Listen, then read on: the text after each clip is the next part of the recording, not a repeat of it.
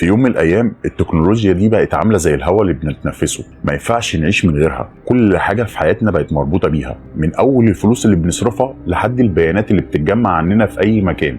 العالم كله بقى ماشي بكود وباسورد وشبكات انترنت، ومع التغيير ده ظهر نوع جديد من الجرائم. جرائم ما فيهوش بقى ولا وش ولا بصمات ولا حتى كاميرات مراقبه اللي انت تقدر تمسك بيها الحرامي. جرائم بتتعمل من على بعد الاف الكيلومترات بعيد عن الضحيه، وسموها الجرائم السيبرانيه.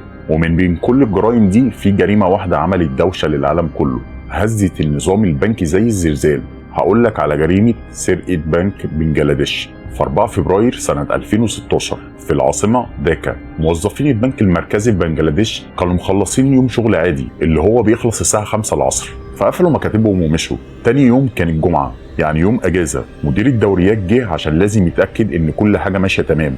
طلع الغرفة المسؤولة عن التحويلات الدولية. الغرفة دي فيها طبعة بتسجل اي تحويل بيحصل اول باول.